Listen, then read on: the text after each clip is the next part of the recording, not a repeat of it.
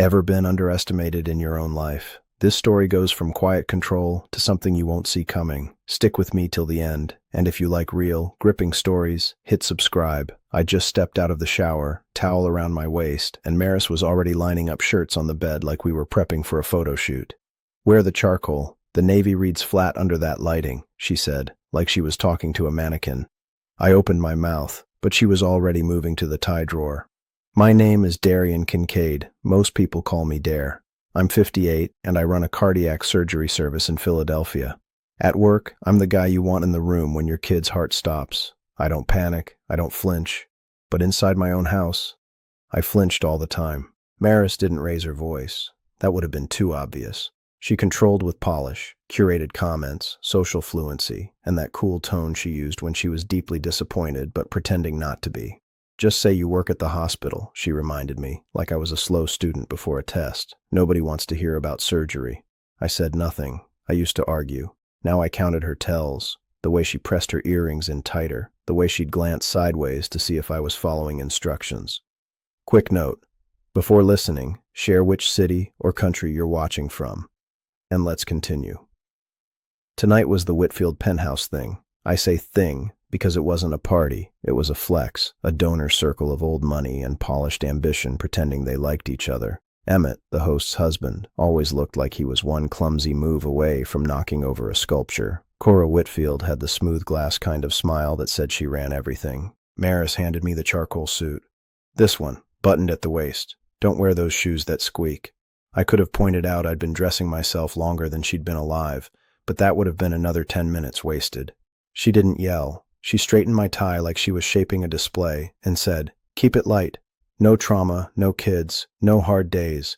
People want to enjoy themselves." I caught myself in the mirror while she talked. She looked polished, elegant, untouched. I looked like a placeholder in my own life. I'd been running numbers for a while, quietly, carefully. Maris sat on hospital foundation boards, oversaw donor funnels, but money kept moving in ways her stories didn't cover. So I hired Hollis Quaid, a forensic accountant. Not because I wanted to catch her, because I was tired of being told I imagined the drift. He didn't care about marriage.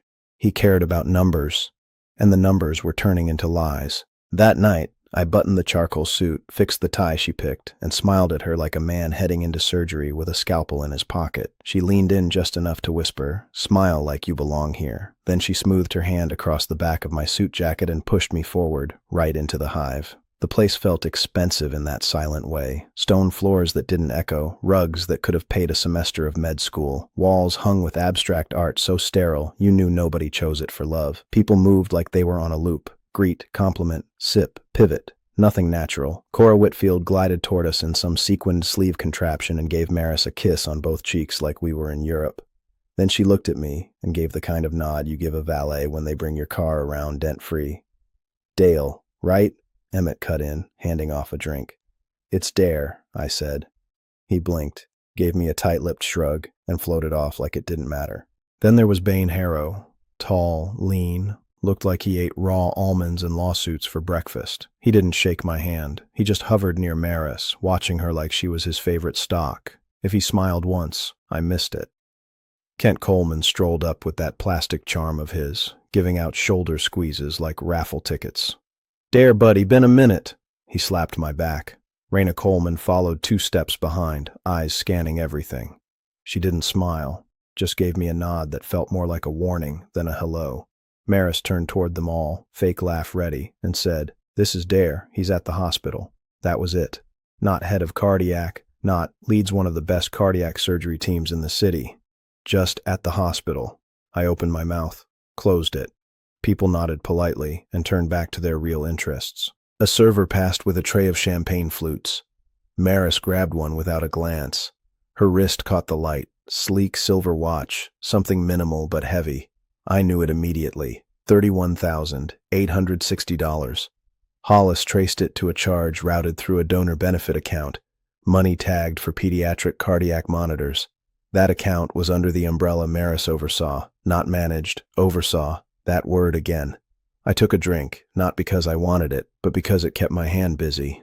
I scanned the room. If you'd asked me who the real guests were, I wouldn't have pointed to the people. I would have pointed to the wealth itself, the watches, shoes, handbags, teeth, all of it gleaming, all of it louder than the people wearing it. Maris leaned into Bain's ear and laughed at something he said. He glanced at me over her shoulder, expression flat. Not a challenge, not even curiosity, just dismissal. I nodded at a server and took another drink.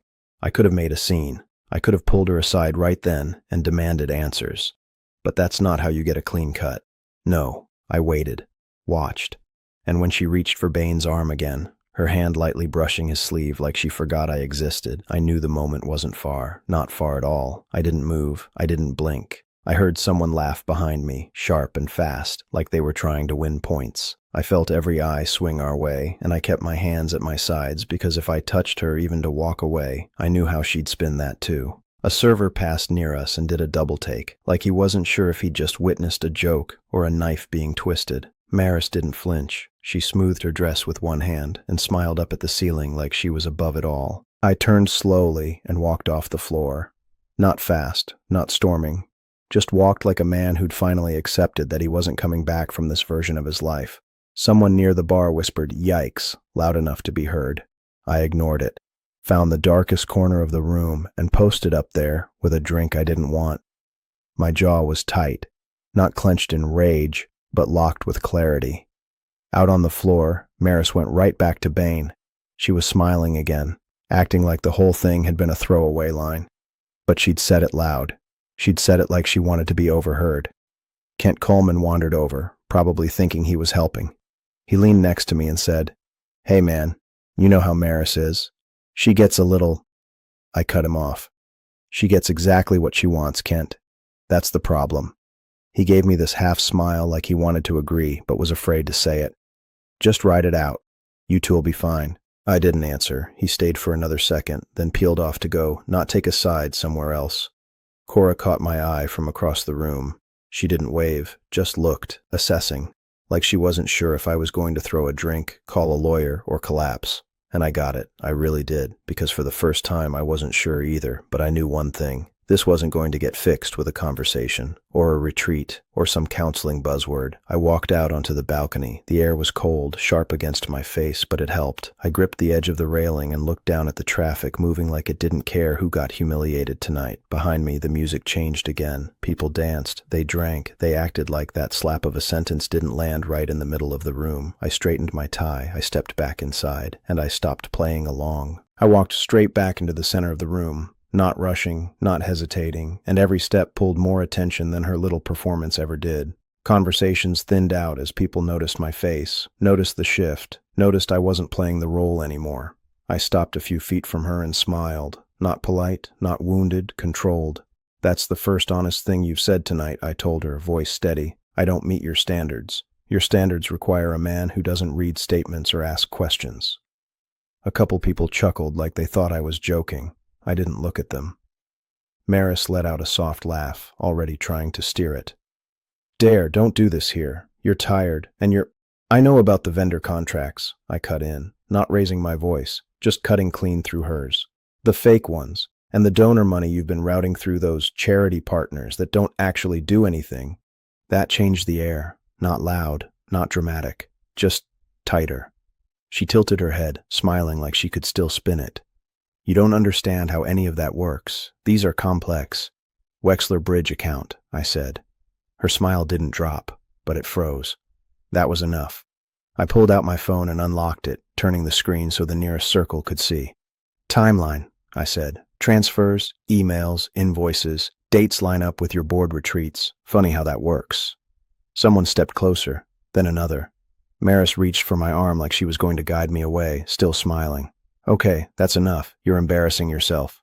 I stepped back just enough so she missed. Then I pointed at her wrist. "Watch looks good. Clean design. Cost you $31,860. That got a reaction. Real this time. Pulled from a pediatric cardiac benefit account," I added. "Money tagged for equipment. My department, actually." Cora's face shifted first. Not shock. Recognition. She understood the chain faster than anyone else in the room. Bain moved then. One step toward me, eyes locked on my phone. Not angry. Calculating. like he was deciding how fast he could fix this. I angled the screen slightly away and tapped once. Already backed up, I said. Secure copy sent out. He stopped, just like that. I looked back at Maris. And your summer junior analyst, Kellen Rhodes. You like to keep him close, don't you? That one hit different. Not louder, just sharper. A few heads turned. People started connecting things they'd already noticed but never said out loud. He's been running paper for you, I went on. Carrying documents, moving signatures, cleaning the trail where you couldn't be seen doing it. Maris didn't interrupt this time. She just stared at me, and for the first time that night, she wasn't managing the room. The laughter was gone, completely gone. No fade. No awkward trailing off. Just silence, like someone cut the power and left everyone standing in it. I slipped my phone back into my pocket and held her gaze, then stepped past her and into the open space she used to control. The first sound after that dead silence was a champagne flute hitting the floor, sharp, clean, and final. Then everything broke at once. Cora turned on Maris fast. You better explain this, now, every word of it. Her tone had dropped 2 octaves, and the pearls around her neck suddenly looked like armor.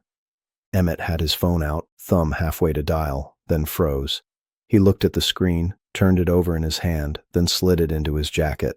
He realized exactly what I hoped he would. Calls leave trails. Kent came stumbling over with his hands raised like he thought he could referee. Let's all calm down, all right? It's a lot to process. His voice shook. So did his fingers. Raina, standing a step behind him, didn't blink. She just looked at him like she'd never seen the man before.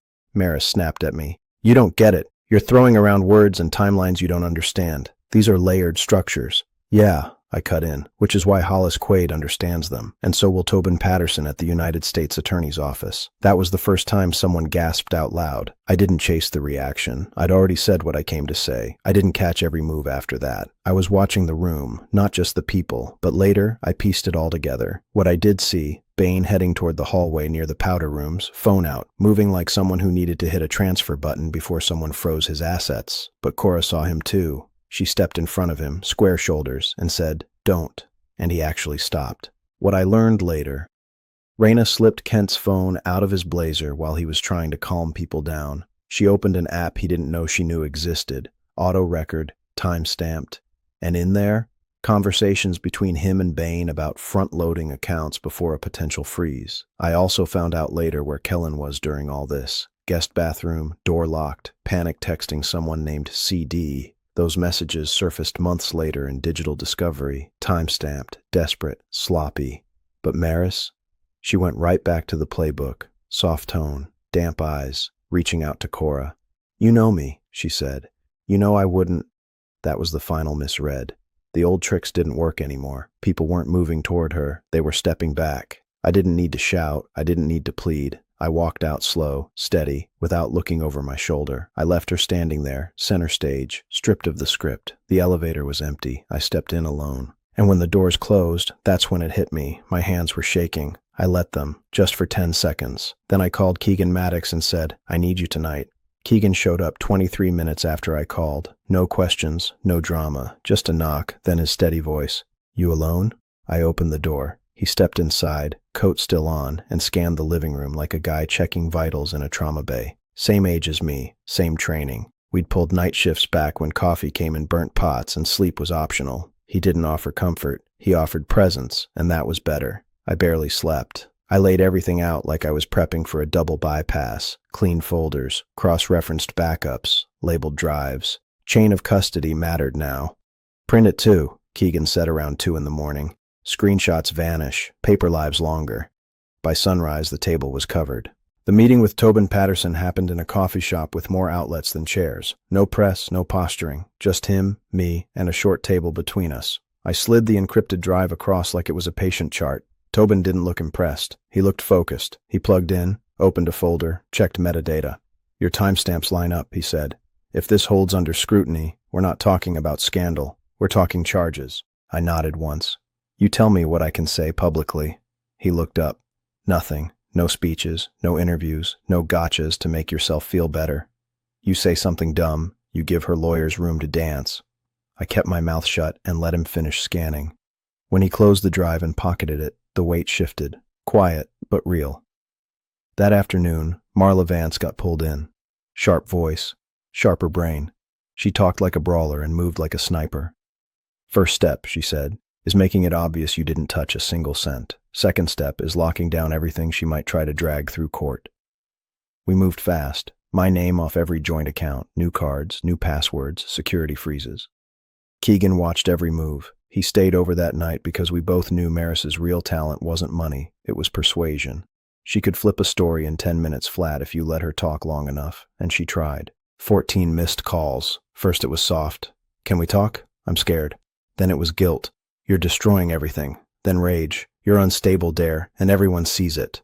I didn't respond. I forwarded everything to Marla, including the voicemails. You think this is bad? She said. Wait till she starts calling your staff. I didn't know then, but Maris had already started planting stories, one with Cora, two with donors, a few through her lawyer. She wanted me labeled bitter, paranoid, unpredictable. Didn't matter. We were ahead, because by then the drive wasn't just in Tobin's hands, it was in 3 other places, all documented, all dated. Keegan and I didn't talk much that night, but when I turned off the light, he checked the front door lock a second time. 2 days later, I was back in scrubs with a 17-year-old's chest cracked open under my hands. Complex congenital defect, tight window, no room for personal drama in that room. Nora Sloan, lead scrub, moved like always, efficient, unreadable, steady. Blood pressure holding, she said, passing instruments without looking up. Esteban Reyes stood across from me. He watched my hands, not my face, and said, You're unusually calm today. Little scary, actually. I didn't answer, not because I was cold, because I was locked in. That kind of focus doesn't come from peace. It comes from pressure, and I had enough of it to crush steel. Outside the OR, my world was burning. I just didn't know how far the flames had reached yet. I was scrubbed in for almost 7 hours. Didn't check my phone, didn't break rhythm. When I finally peeled off gloves and stepped into the hall, I saw 3 missed calls from unknown numbers, 2 voicemails from reporters I didn't know, and 1 text from Marla that just said, Warrants executed, confirmed. Keegan had gotten a call first, from a donor who'd already been interviewed by someone with a badge and a folder. Marla's alert came next. Emergency asset freeze, immediate. No option to contest. Tobin didn't send a press briefing. He sent a short line of text. We're live. That's how I found out raids had hit Maris's offices while I was inside a teenager's chest, rebuilding a life she would have happily stolen from. Later, I read the filing details. Maris's foundation committee space was searched, her devices seized, accounts frozen with timestamps linked to the same paper trail I'd given Tobin, but the real slap came after. Tobin called and said, You need to know where a portion of the diverted funds originated. Go ahead. A regional children's trust, one of the older ones. Low-income families, direct grants, hard to track because it was state-partnered but mostly private gifts. I knew the name before he finished. We'd pulled supplies from that trust for years. They helped families with travel, post-op meds, rehab stays, things insurance left behind. That was the line Maris crossed that made the air taste rotten. It wasn't just financial, it was personal. That money went to kids who couldn't afford second chances, and she wore it on her wrist.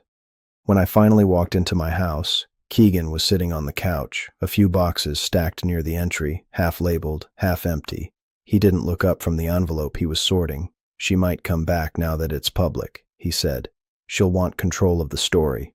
I dropped my keys. She won't find it here. He nodded once, then handed me a list.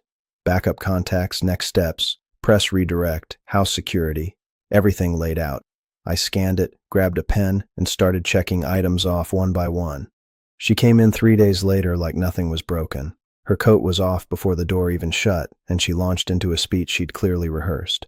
You've made this worse for everyone, she said, dropping her purse on the kitchen island. There was a path to fix this quietly, and you blew it up because you needed to feel important. Keegan stood behind me, arms crossed. He didn't say a word. That was enough. Maris spotted him, and her expression changed, like a switch flipped. Why is he here? He's staying here, I said, because you don't talk to me alone anymore. She laughed, sharp and fake. So what? Now you need supervision? That's pathetic, Dare. No, I said. What's pathetic is trying to get a man to say something you can twist into a threat on a recording. Her eyes flicked down to the phone in her coat pocket. Busted. She left after that, but the hits didn't stop. Within a week, whispers started. Anonymous tips to donors. Quiet emails to staff. I was bitter, controlling, emotionally unstable. Couldn't handle a strong wife with ambition. I let it run. I let Marla handle it. Because that kind of strategy dies faster when it burns itself out. Then came Raina. She found me outside the hospital after a late case, leaning against her car like she'd been waiting more than a few minutes. "I'm not here to fight," she said, "but Maris needs to fix this quietly, and you're making it worse." I didn't trust her, but I listened. Because men learn the hard way. Sometimes information comes from people who don't like you. "I've got nothing to fix," I said. She looked frustrated, but she didn't press. "I'm just telling you. This ends better for everyone if you pull back." It didn't sit right, and I was right not to buy it. 3 days later, Raina came back. No pretense this time. No warnings, no pleasantries. She held out a flash drive like she was handing me something dangerous. "Kent's a coward," she said. "He's been recording calls. I made copies before he could accidentally delete everything." I took it without a word. "Maris promised him protection," Raina said. "The minute subpoenas landed, she tried to pin 2 contracts on him. He panicked. I didn't. That drive changed everything. Recordings, screenshots, internal threads with timestamps and forward paths, and Kellen roads tied to multiple pickups and document drops. He wasn't just a side piece. He was a runner. When the heat turned up, he cooperated fast to save his own neck. Marla filed the divorce motion 3 days after we processed the contents. No delay, no settlement talk, no fake tears, just facts, just evidence. Maris's whole wronged woman act folded fast. The last twist came from someone I hadn't expected. Vida Hartley, Maris's mother. She reached out through Marla, cold, clipped tone at first, then curiosity, then clarity. When she saw the files, she didn't ask for spin. She asked when the court date was. And when she took the stand weeks later, she said one sentence I'll never forget. "My daughter didn't get tricked into this. She built it. It felt like running 2 lives at once, hospital life in daylight, legal warfare by night. I'd go from checking post-op vitals to reviewing deposition transcripts over cold takeout. Calder Finch came in through a colleague, columnist, investigative finance guy with a sharp eye and no patience for polished spin. He didn't need to dig deep. Everything was already public, just buried in filings. He mapped the mess clean, side-by-side accounts, transfers, fake vendor names, foundation paperwork that didn't match meeting minutes. "Let them call it transparency," Marla said. "We're not leaking. We're organizing. That's fair game." So we did. We made it easy for people to follow. No accusations. Just structure. Just timeline. If someone looked close enough, the truth landed all by itself. Maris, meanwhile, tried to push her way back into donor circles. She showed up polished, careful, on message. But donors don't like risk, and they really don't like headlines with the words "federal investigation" and "misuse of charitable funds." Calls stopped being returned. Events got postponed. One group rescinded an award she hadn't even accepted yet. I didn't celebrate, but I noticed. The party humiliation boomeranged. People who laughed that night started pretending they'd always known I was the solid one. Polite greetings, backhanded apologies dressed as compliments. "Dare. I always thought you handled yourself with such poise under pressure." I nodded, said thanks, didn't bother reminding them how hard they laughed when my wife gutted me in front of 50 people. Deposition season revealed more dirt. Cora finally admitted she'd helped Maris move valuables out of the penthouse the night after the blow-up. "I thought I was protecting a friend," she said. Emmett shocked everybody. His voice shook, but his files didn't. He testified that he'd known things were off for years, but stayed quiet for comfort. Then he handed over emails showing Bain telling people to clean house, destroy anything linking back to the Shell charities. That was a big moment. Not just because it proved intent, because it showed how many people were willing to protect Maris, until it cost them something. Some wins showed up in strange ways. Senator Rowan Walsh entered the picture when her nephew came in for emergency cardiac surgery. Complication, young, risky. We pulled him through. 2 weeks later, she reached out privately. "I've been briefed on what you uncovered. There's already a task force in motion. You'll be hearing more soon." She didn't smile when she said it. She didn't need to. Maris's legal team built their whole defense around me. Cold husband, controlling ego, couldn't handle a powerful wife. Tobin's response was simple. Documents, deposits, messages, redirects, no speeches, no drama, just proof. By the time the court date landed on the calendar, it wasn't about what she did anymore. It was about what she lost: narrative, credibility, and leverage. And for her, that hit harder than the money ever could. I wore a plain navy suit. No slick tailoring, no tie Maris picked, just something I owned, something that fit and didn't ask for approval. She was already seated when I entered the courtroom, hair done, outfit calculated. But something was off. Her posture, the way she clutched her folder like it could still shield her. Maris used to fill a room without trying. Now she looked small, not physically. It was the weight. The kind that drops when image no longer matters. I walked to the front, stood behind the microphone, and read from a page I'd rewritten 4 times. I didn't add drama. I kept it plain. The funds my wife redirected were meant for real people. Families already drowning in debt, kids who needed care our system barely provides. These weren't just numbers, they were needs. I didn't see it happening, not because it was invisible, but because I trusted her. I wanted to believe she wasn't capable of this. I looked up once, but not at her. I'm not a victim. I was a fool, and I'll live with that. When I stepped back, nobody clapped. That was the best part. It wasn't a performance. Kellen testified next, nervous, eyes low, but clear. I passed envelopes, picked up signed forms. I didn't know what I was in at first, but by the end, I did. I didn't say no. I said, "How soon?" "I'm not proud of it." Vida followed. She didn't cry, didn't hedge. My daughter chose this path. It wasn't a mistake. It wasn't a reaction. It was her design. I think that hit harder than anything Tobin's team presented. The judge didn't lecture. He laid it out like a checklist.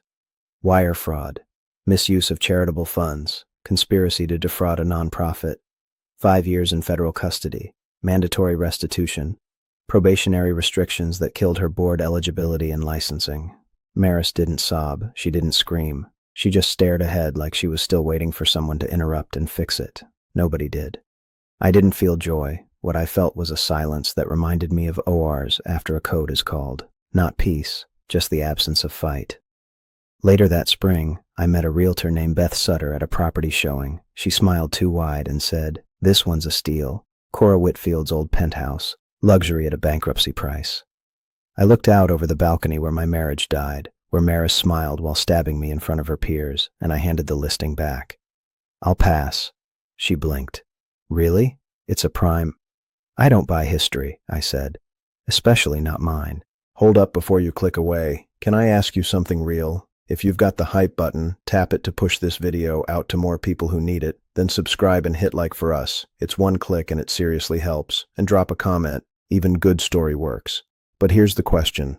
If the person closest to you was living off stolen trust and daring you to stay quiet, would you expose them and let everything fall where it may, or swallow it and keep the peace?